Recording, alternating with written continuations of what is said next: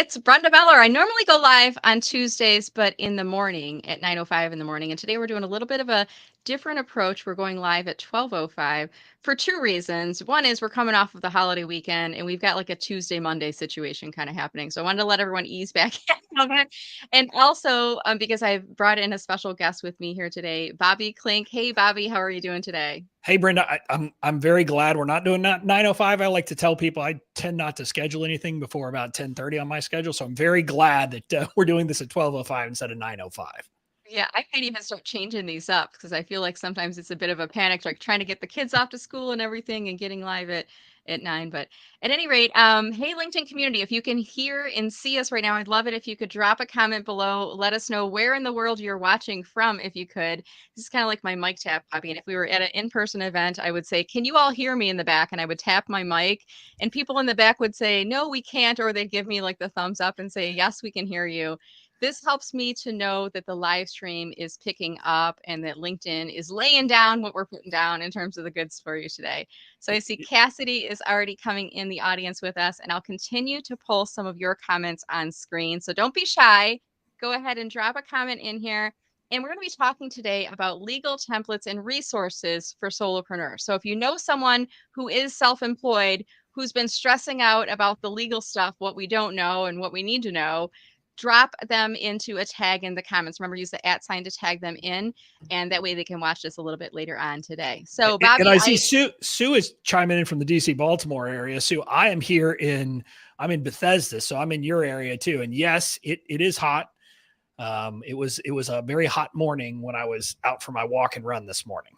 Oh yeah, and I feel like we kind of can't complain about it too much because we know that winter is going to be here soon, and we're going to Yeah, be missing these days, right? yeah, But yeah, yeah. still hot. So, good to see folks that are popping into comments, and thank you guys so much. So Bobby, I like to tell the story. I feel like I discovered you the same way that Christopher Columbus discovered America. America was already there, right? And you were already there and you were out there.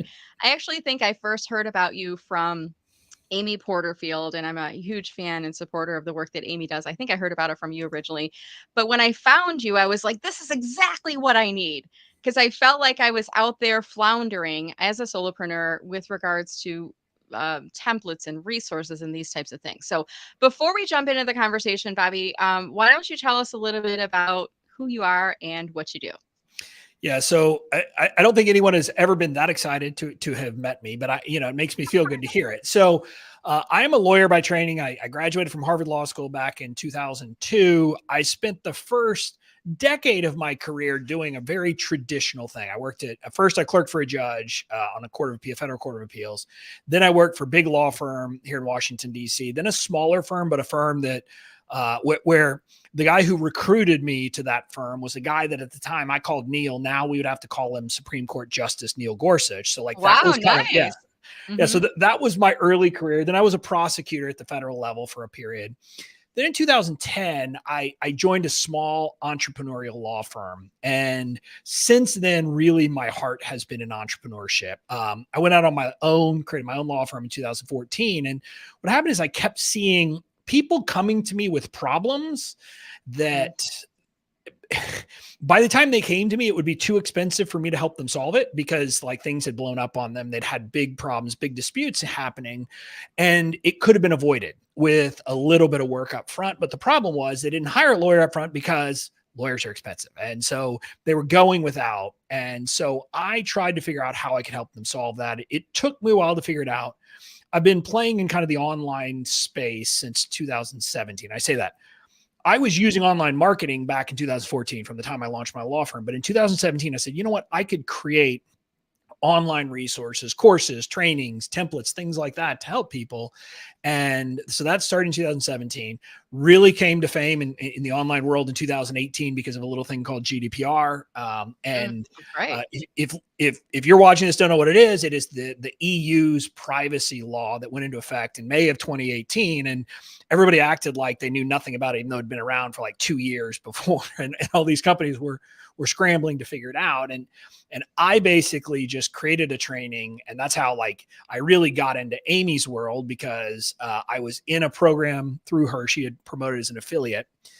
as this was happening, I was contributing very actively to her community. And then I saw GDPR was coming up. People were asking me questions. So I went and I said, let me go to try to find a good training to send people to. And if you ever try to watch trainings by lawyers, don't. I mean, it was that bad. I mean, it was like, I would sit there and like, I would try to decipher what they're saying. And I'm like, I have a law degree. I've looked at this law, this regulation, and I don't understand what you're saying.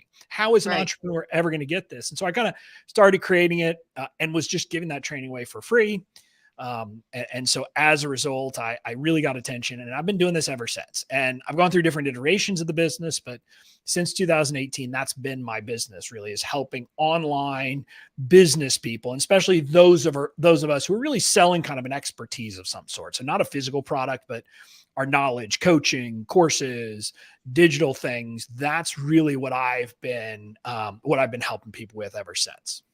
That's awesome. And I love the journey too, because you came from a place that, you had that level of expertise working in the legal field, but then you also are starting to serve the community and you realize what was kind of broken about it. When you talk about those videos from people who, are doing legal training video, I'm like, don't watch it. I totally know we laugh because they have this legalese language that's all their own. And, it's not understandable by the average person. Yeah. So And I think part of the problem, and I used to joke about, like, when I was learning marketing, first I tried to learn marketing from lawyers, and that was a mistake too, because lawyers think of marketing as I'm going to write articles for other lawyers. I'm going to go to mixers with other lawyers. And like, I'm like, no, that's not right. Our market is not lawyers. Our market is people. And maybe we ought to start talking to people. And so that's what I've always been done. But I don't know if I told you this story, Brenda. Yeah. I was the high school debate champ in my senior year in high school. Cool. And yeah. Mm-hmm. Basically all you need to know my personality is I won the tournament. And at the end, we had the award ceremony. Everybody else is going up either in their suit or their khakis and, the nice stuff. I was like, yeah, I'm going home after this. So I literally had changed because we we're going to have to drive home. I changed to my jeans and I think a Charlie Brown t-shirt. That's how I went up on stage to get my award. I've always been the guy who wears jeans or flip-flops and t-shirts. Mm-hmm. And so I bring that approach to being a lawyer too. It doesn't have to be that complicated. We can make it easy, accessible. And, with Buffett dying recently, it's kind of that approach to law. I'm going to make it accessible and easy, kind of like he did with life and music. Yeah, I love it. And you always have been very approachable. I've never felt like you're a stuffy, intimidating lawyer. Like when I first kind of encountered you and started watching your videos and reading your resources and stuff like that. So on that note, we are here today. You guys can see the topic up on screen: legal templates and resources for solopreneurs. And I know, Bobby, that some of my connections and followers are just getting started on this path to being self-employed. Yeah. And I remember being at the part at the beginning, and I'm like, you don't know what you don't know. So what would you say? What's your advice for people who are just getting started? What do we need at the start of our business as it relates to some of these legal templates and other resources that we should be considering? Yeah. So, I mean, the first thing is don't overcomplicate it. Don't feel like you have to do all that much. Don't feel like there's a million things you have to do to make it work. You don't. I mean, honestly, you don't. And a lot of people get that wrong. A couple of things that are just, you should do, good practice. I recommend everybody go ahead and create an entity, normally an LLC. To house your business. Now, do you have to do that? No, but in nearly every state, you're going to have to register if you're actually running a business. So you might as well create an LLC and start the process that way. Again, it'll make your life easier long-term as well. Also, I tell people, unless you're in a complicated jurisdiction, you don't need to pay anyone to do that. You can really just kind of go on to your state's Secretary of State or Department of Corporations, whatever it is, and they'll have an instruction guide. I think when I first did it in Washington, D.C., where I was living before I moved out to the suburbs here, all I had to do was answer like 6 or 7 questions, and that's it online. And I mean, it's not complicated. So you really don't. Now there's a few places like New York, there's what's called the publication requirement. You literally have to publish something in a newspaper. So you'll probably have some additional steps there, but most places you don't. So just do that. Once you've got that, you can go to the IRS, get yourself an EIN number, which is employer identification number. And a lot of people, think this is it's not. Don't pay someone to get an EIN number. You go to the IRS website, you search it up, and literally 3 or 4 questions and you've got it. And this is effectively the social security number for your business. It is the tax ID number that everything you'll do in the future. It makes life much simpler. Between those 2 things, you can go open yourself a bank account in the name of your business with that EIN. not your personal, and start separating things out. So that's kind of get stuff set up. Yeah, From there, that's like the beginning of the journey, yeah, right? yeah, that's the beginning. From Mhm. there, then it's kind of okay, let's choose your own adventure. A couple things. You're Okay. probably gonna have a website. When you have a website, there's a few different things you need to be thinking about. You need to have a privacy policy. This is one of the few things that's really legally required that I talk about. Most of the other stuff is best practice, but creating a privacy policy, going back to my talking about that GDPR, that's Mhm. part of the GDPR is you have to tell people what information you're collecting from them, why, what are you doing with it, who are you sharing it with, et cetera. So you've Can I got to ask you a do that. question on that too? Do you Yep. need a privacy policy if you're not gathering information? If I don't like have an email opt-in list or a contact us form, what if it's just an informational website? Do I still need a privacy policy? So if you're literally not collecting any information on your website, no, you Okay. don't need. But Okay. my question would be, why in the world would you not be collecting information on your Right? website? There Yeah. really is no reason. And by the way, so that you understand, the collecting information would even apply if you use things like Google Analytics Mm, or the Facebook Pixel or any of these other tracking mechanisms, mm, mm. those types of things and things that log IP addresses. IP addresses are considered personally identifiable information. And so, literally, even if you're doing that, you're going to have to. So, I like to tell people I used to have an ad that was running that said you're legally required to have this. And I would have people come on and, like, I don't know who has the time to do this, but post nasty comments on the Like, ads. so you want it? Like, no, I Yeah. don't, Bobby, or Yeah. what? Well, only if you're collecting personal information. I'm like, well, if you're in business, why are you not collecting personal Well, you are, information? right, but to your point, you are if you're doing Yeah, Google Analytics or anything else in the correct. back end. You're not even thinking about that's personal, but it is. It is, right, and Yeah. that's the thing. Mhm, Unless you're literally have something with no tracking, none of that stuff, it's mhm. just a, very simple thing. Other than that, you're gonna have to have a privacy policy, and by the way, creating a privacy policy is not hard, so you Right. just do it, and you need to do that. There's other things you ought to have on your website, including a terms of use, which is basically, this is the rules of the road for the website. It becomes more important as you have certain things. If you're giving things away, if you have lower price kind of digital products that you're selling, for example, often you'll put things like your general refund policy in your terms of use and things like that. But think Okay. of that as just kind of like, hey, you're coming to my website, here are the general rules of the road. So getting Mhm. that set up. But here's the other thing I got to talk about with websites that, again, I don't want to scare people, so don't worry about this and feel like Scary? you're. This is all good. It's all friends here, right? Well, well, you also need to think about website accessibility. Yeah. Okay. Until about 5 years ago, this was not an issue, but under the Americans with Disabilities Act, every place of public accommodation must be accessible to people with disabilities. And Okay. again, there was an open dispute for a while about, hey, does that apply to those of us who don't have a physical location to our websites? And courts have continuously said yes. If you Okay. sell or make offers to people, your website is a place of public accommodation. You must make it accessible to people with disabilities. Okay. Unfortunately, there is no clear answer about how you do that. And what I mean is there's no law, there's no rules.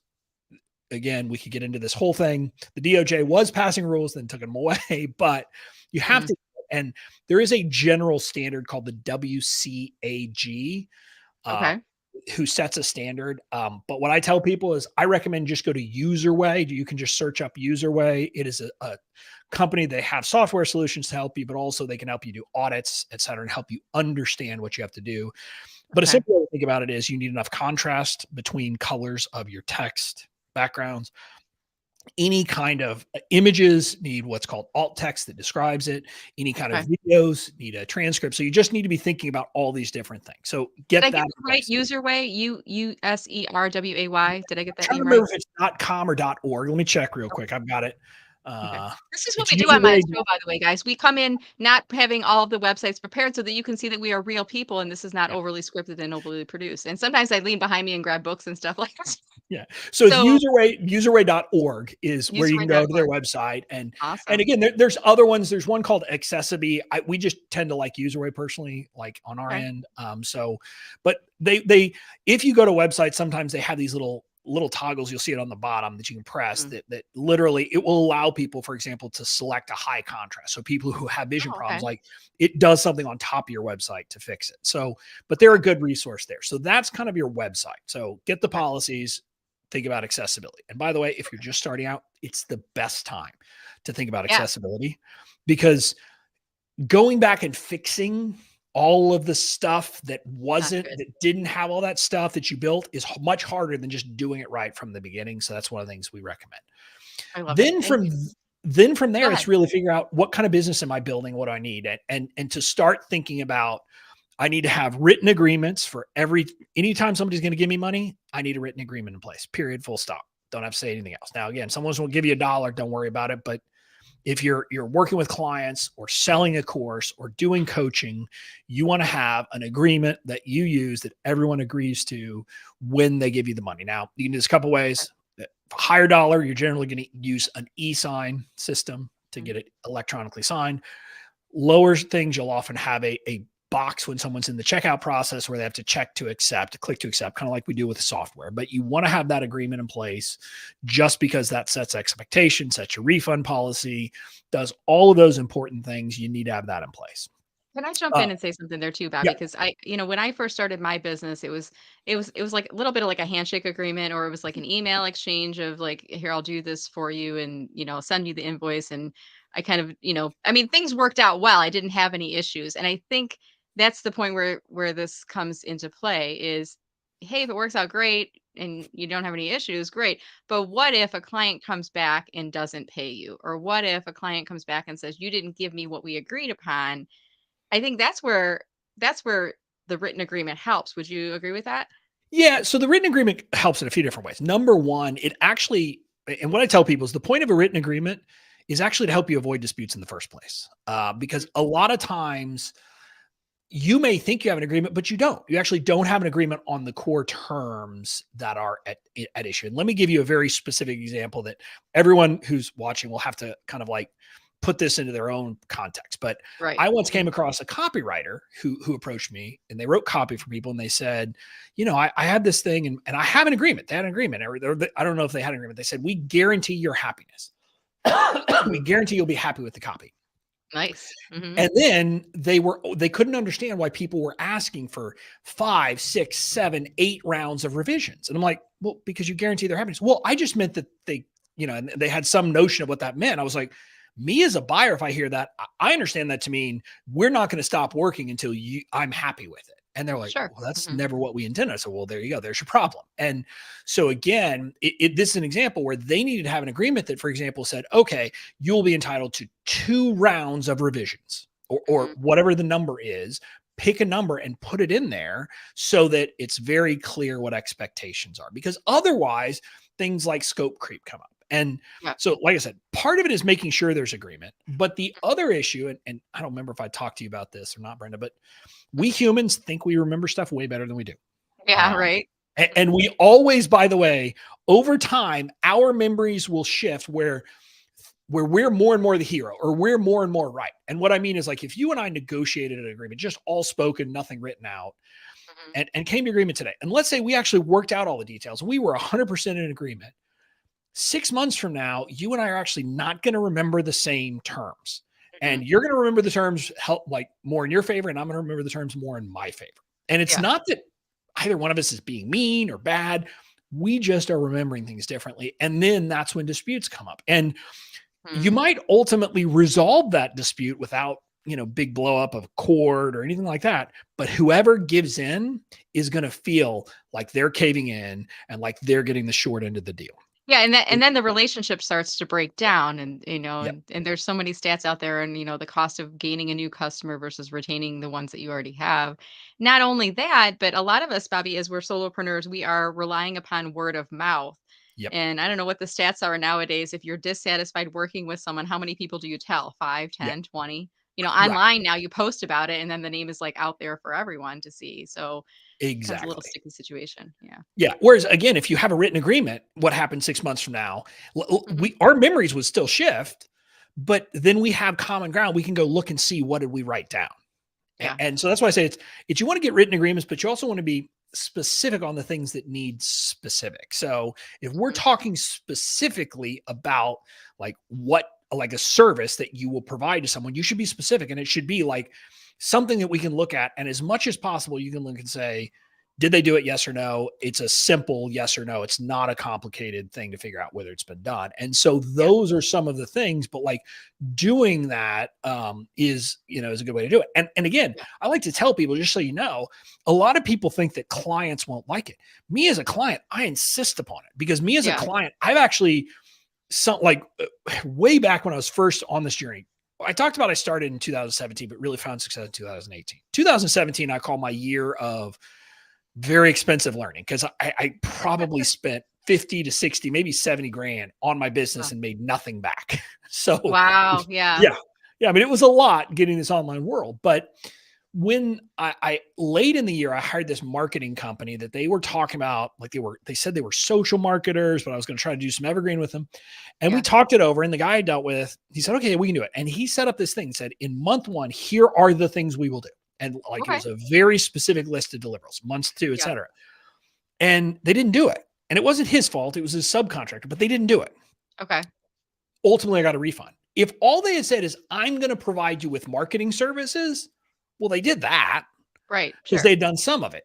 But because we had specifics, me as the customer, I could say, you didn't perform, I want my money back. And they had to honor it. And Yeah, and so they have to, it's, exactly. you've got some. So, and I have to think, like, when I first started at this process of creating documents and things like that, I probably do what most people do, which is you either ask around first and you ask your friends, does anyone have a contract template or things like that I can borrow, which they may or may not want to give because maybe they created them or they paid for them or whatever. And then if that doesn't work, then you start to do Google searches, Mhm. client Well, coaching agreement, and I just came up with something. And at the time I had a subscription with a legal shield service, and I'd have an attorney look over and they would like fix things up. But I did spend a lot of time searching around. And I know you're going to answer this, but why is that not a good thing to do a Google search for templates and documents? well, let's back up to asking a friend. Yeah. Quite honestly, if your friend actually gives it to you, they're not allowed to. And let me Okay. give you this example. So if They someone created it buys, themselves though, and they didn't buy it from well, no, someplace. if they wrote it themselves, they can. Okay. But if Okay. they bought it from someone, if they got a lawyer to draft it for them, et cetera, that's actually not their intellectual property to sell, to give to Interesting. I you. didn't know that. Yeah. Yeah. So like Okay. literally, if you go on and copy someone else's terms of use, like word for word, and post it, that is a Yeah. copyright infringement, which strangely as it is. So like trying to follow the law, you're actually going to break the law. Again, Mm, I tell you okay. that no one's going to come after you for that. But realistically, that's what's happening. Yeah. But more Okay. importantly, you don't know what went into the crafting of those documents for that particular True. person. And True. legal documents are the kinds of things where a lot of times it's what's left out that you don't even see and you don't know that you need to include. And a small example, let's say you're a course creator and you're creating a course and you intend to give people lifetime access. Now Yeah. you get a template from someone who doesn't do that. So they have a different agreement. Mhm. You're not going to have anything in your course terms that lays out, well, what does lifetime access mean? Yeah. And you may in your mind think, well, it means, whatever, you're going to have something in your The mind, but there's lifetime of nothing. my business. If Meller Marketing doesn't exist anymore, poof, the lifetime access is gone, right? Right. But here's the Yeah. problem. The problem is that your customers probably believe, well, that means I have it forever. As Yeah. long as I want it, as long as I'm in business. And it's not even like as long as, Meller Marketing's not in business. It's like, for example, you may at some point have a course. You're like, well, I'm going to take this down. I'm just not going to continue to pay Teachable or Sure. Kajabi or whatever platform for Yeah. something. So you just need something in your agreement that spells out, what does lifetime access mean? And a quick tip for people, most times what you say is, you'll have access as long as it's available online. And if we're going to stop offering it, we will give you in our template, say Advance you get to notice. choose Yeah. 30 days, 60 days, 90 days, whatever notice, and the chance to download all the material. And Okay. so then you've met your obligation. But if you didn't know that, you wouldn't know. And so you could be getting the wrong one. And I think I've told you this story, but I learned this hilarious lesson on website policies way back in GDPR days. Yeah. Because I was talking about a lot, I got hired by a few people to help them do it. And one of them was a home builder here in North America who wanted me to create a privacy policy that was GDPR compliant. They had a website terms. I was like, do you want me to look at that too? They're like, oh yeah, sure. And I started looking at it and it's talking about like Swedish law applies and yeah, and streaming audio. And I'm like, what in the world? And then I read You long did the enough. thing where dogs kind of cock their head like, what? Yeah, I was trying to understand. And then I realized what someone had done. I don't know when someone Yeah. had gone and literally copied the Spotify terms Yeah. of service and put it on a North American construction business's website for some reason. Nice. I don't Yeah. know who, we never figured out who, but that's like an absurd example because I use that as an example so that people understand. But what you don't understand is for me as a lawyer, it might be just as absurd Yeah. to see those types of things. So you really do need to understand what it is. Now, I'm not against templates. I mean, templates are Yeah. fine. You just need to make sure that they're quality Of course. templates, that they have the right instructions, that you know what you're doing, and that they're built for your business. So Right. part Absolutely. of why I entered this space, like, LegalZoom exists, right? I mean, people can go get stuff from LegalZoom, but Yeah. I dare you to go find a course terms and conditions. Yeah. Or a coaching agreement. I've looked, I don't think they have them because they're not built for our kinds of businesses. They have other things. Like if you just need a non-disclosure agreement, yeah, they have those things. They have the standard stuff, the Right. business contracts. It's funny. I have to backtrack for a second because when you're talking about online courses, and I'm now in the online course world and I'm launching different LinkedIn courses and whatnot.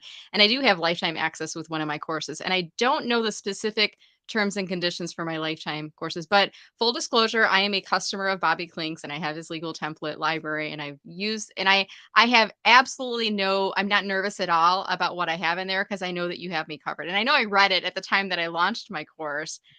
What does lifetime access means and what happens, next. But the work and the products that you've created have given people like me peace of mind.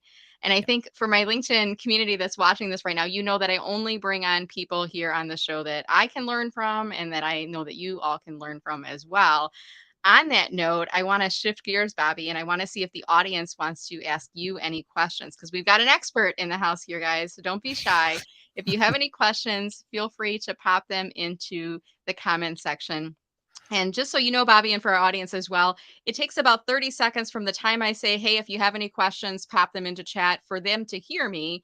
And then it might take them another 30 seconds to a Yep. minute for them to think of what to write and click on the comment button. And by the way, here's a technique. If you're thinking of a question, you're a little nervous because you're like, I'm probably the only person wondering about this. Use the I have a friend technique. I have a friend who was wondering about X, Y, and Z. And let's And go ahead another and thing I'll lend is people often feel like this was always been one of my superpowers. Like in law school, there's these people, and we were called gunners because we would raise our hands and ask questions. Like some people did it because they were trying to look smart. Me, I was doing it because I was trying to look dumb. I was like, look, if I don't understand this, I figure other people don't, and so I was more than willing to ask it because, yeah. quite honestly, if I had a question, I was assuming that other people probably did too. And so don't feel like you're the only one. Most people don't understand this stuff. Yeah. It's very And complicated. you're So not alone. And I see a comment coming in from Linda. Hey, Linda, thanks so much for watching. Linda says, I'm not sure I should be admitting this, but I'm a little uncomfortable about all the things I haven't considered. And she's saying, thanks for the great advice. I mean, anything you want to add to that, Bobby, based on Linda's comment?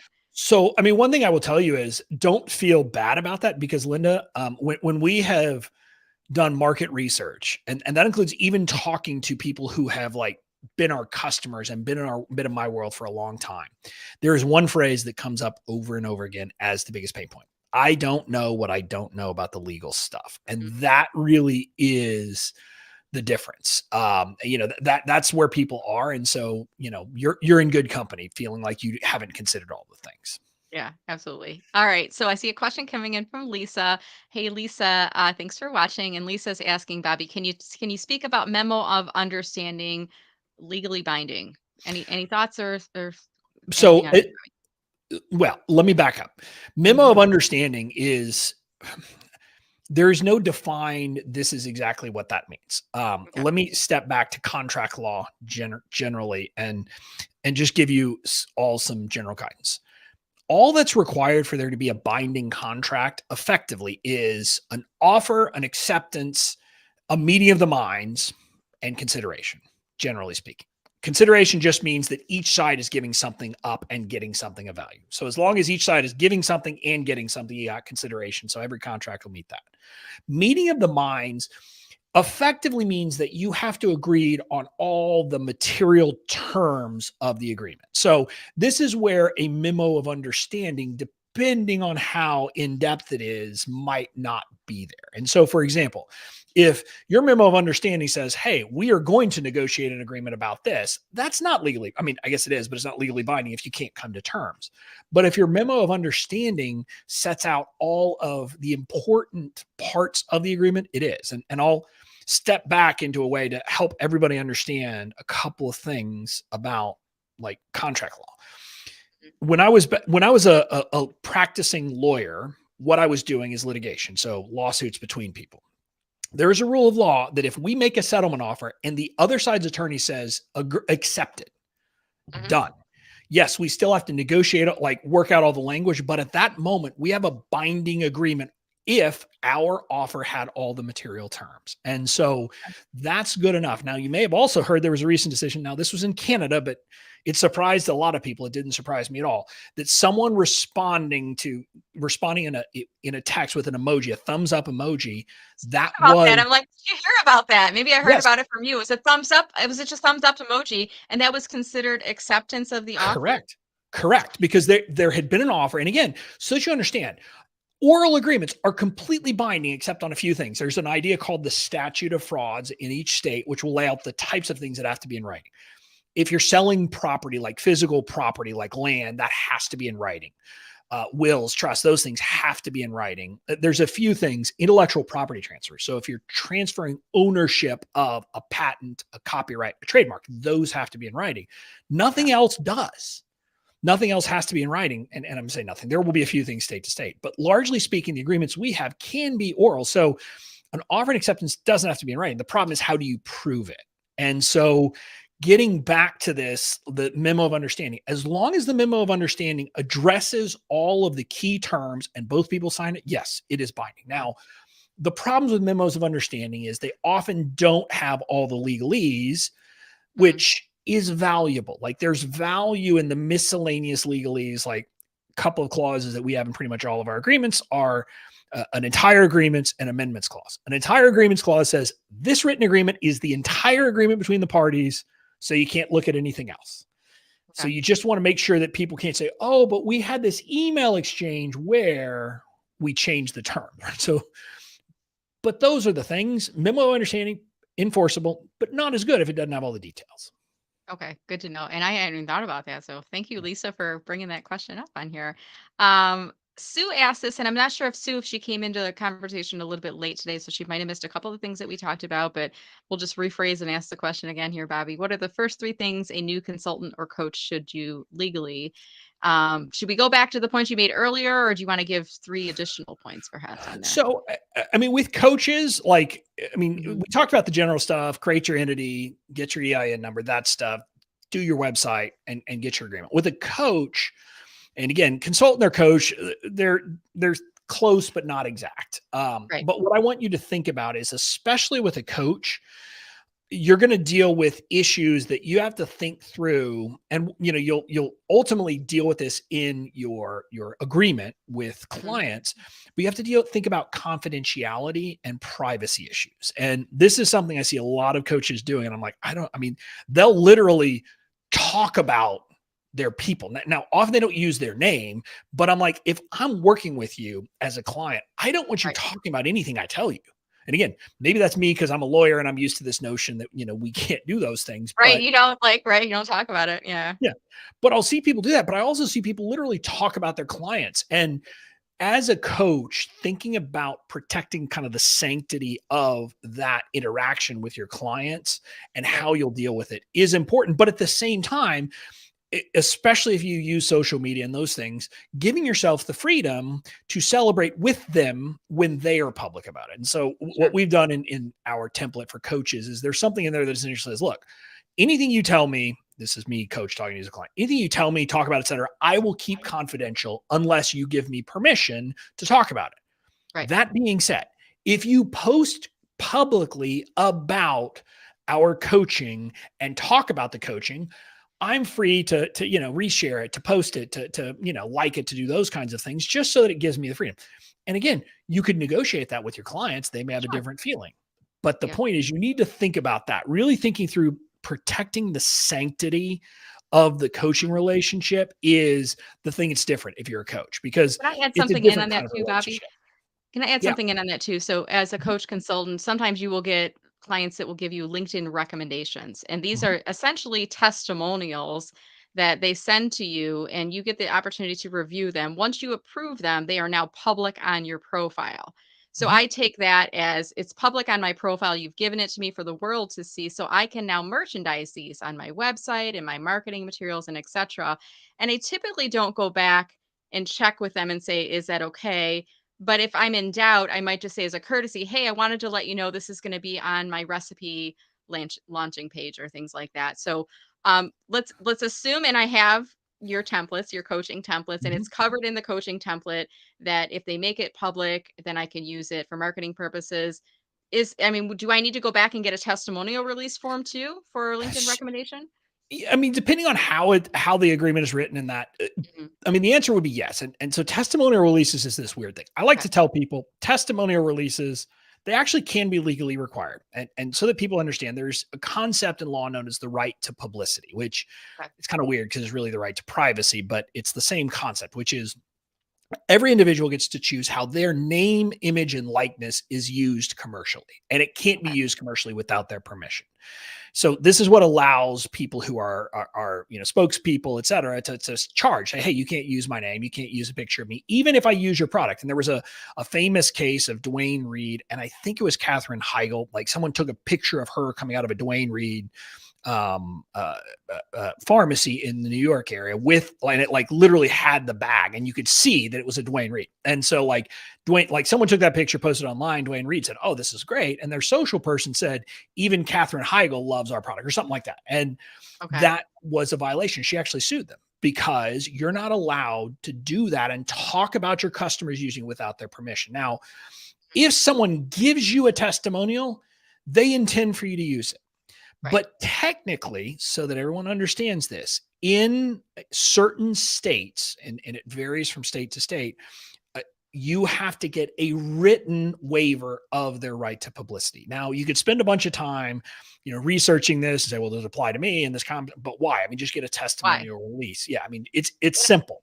and I'll be honest with you, Bobby, I've been a little loose on this in the past. I have reached out and I've gotten an email approval from them, but I do have the testimonial release form in my library from you. So I think I'm going to start pulling those up and But just dotting my I's and crossing my yeah, T's. but let me make a point here, Brenda. So, like I Yes. said, technically you have to do that.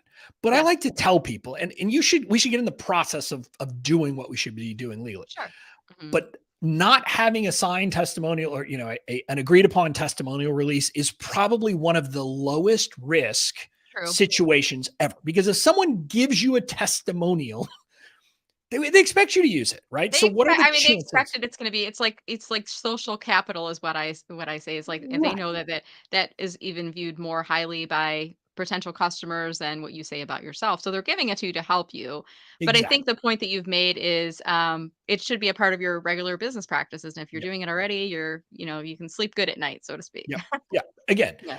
one of those things we So should be doing it, but I like to tell people this is one of those I would not lose any sleep over because again, let's be honest. I don't know what your policy is, Brenda, but even if someone had signed a testimonial release right, for me, which gives me the right to use it forever, if they come right. back like a year later and say, I'd prefer if you don't use that anymore, I'm going to take it down. I mean, I'm not going to Absolutely. use a testimonial from someone who then might go and say bad things about me. So, Yeah.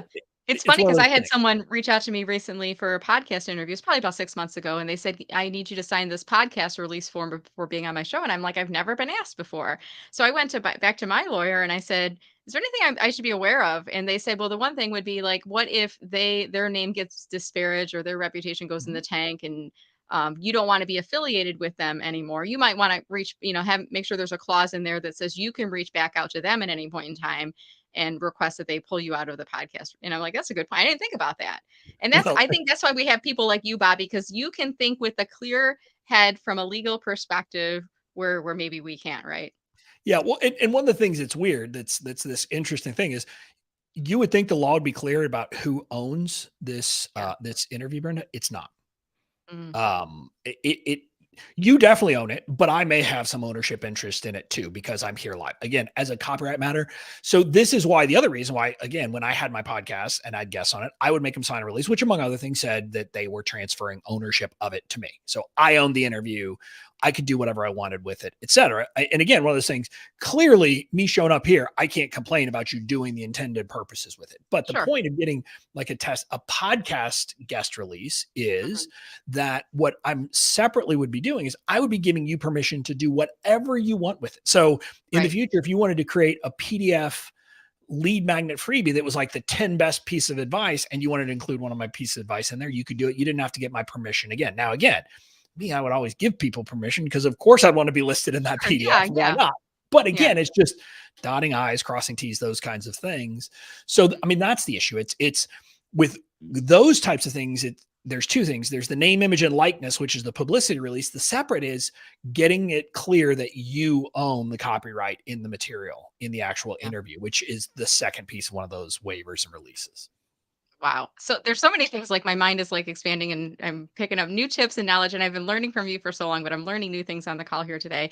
And I'm on your email list, and I've been getting messages lately about this new program, and this new event that's coming up. It's called, Yeah. I think I've got it right, Legal is Not a Dirty Word. Am I remembering it correctly? You are correct. We're having a little bit of fun with Yeah. it because, we know legal can feel like a dirty word. So we're trying to make it not a dirty word for people.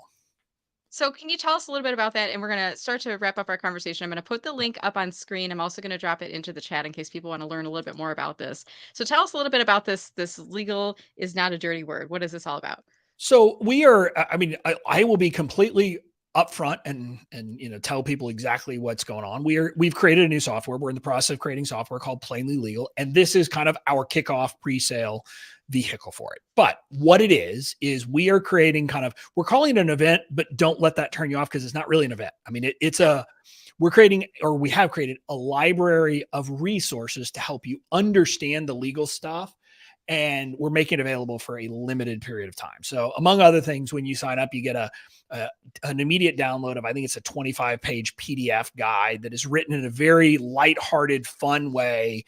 Basically, my team kind of took my knowledge, and as much as I make it kind of hopefully easy to understand, they make it even easier and sometimes take shots at me in fun ways for being, a lawyer. So we have that guide, which will help you understand the stuff. Then today was the official kind of release day of other things. We have created what we're calling the 5 Essential Legal Steps series. My team, by the way, wants to take away my naming rights because I called it series.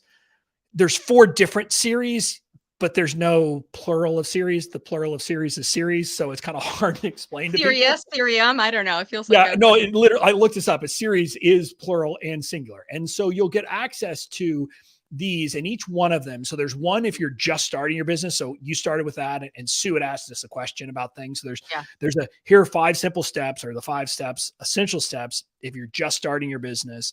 And each one of them is about a 2 to 3 minute video. So 10 to 15 minutes, you get the whole thing. Sure. We've got one that is for coaches. We've got one that is for course creators. And then we've got one that is for consultants and service providers. So there's 4 different video series that you can watch. Some of it has the same basic message, but each one is unique. So testimonial releases is something we talk about in a lot of them. But so there's that piece, and those went live today. So if you sign up, you'll get access to those immediately. Then starting Thursday, so the 7th, from the 7th until the 17th, we will be going through the process of releasing their video asks, which if you've never used it, what a video ask is, it's really a way to do kind of interactive asynchronous, like quizzes. We're not really using it for that. We're just using it so that there's branching logic. So you'll be able to kind of sometimes interact with it and say whether you want to get more lessons about certain things or where you are, and it'll kind of take you to a different place. And so we're going to have ones that are about, we're going to have ones that are about a website, about your content, about social media, about branding, about your building a team, and then about testimonials. So there's 6 of them. Every other day they'll release between the 7th and the 17th. And each one of those, my goal is to make them 10 minutes total. I got to be honest, I fibbed a little bit. Some of them ended up more, especially if you went through all of it. 10 minutes. You like talking, right? So. Well, what I was trying to do, and so the essential series really are, they are close to 10 minutes. So it's 5 videos, about 2 minutes each. But the other ones, the kind of legal and 10, sometimes went longer depending on if you wanted all the details. But so for example, in the content one, the first video is basically saying content, the area of law we're going to be talking about is copyright law. First question is, do you want to learn do you want a copyright law primer or not? And so if you say yes, you're going to learn more about copyright law. But if not, you can skip straight to what are the action steps here. Okay. So I kind of did it that way so people can decide how deep they want to go, what information they want to get. So that'll be kind of those legal guidance and 10-minute interactive guides, which will be releasing over the next 2 weeks. So Okay. we've got all of that stuff. And, it's just our attempt to make this stuff not hard, demystify it, simple, plain language, helping people understand the stuff they ultimately didn't need to know about the legal stuff.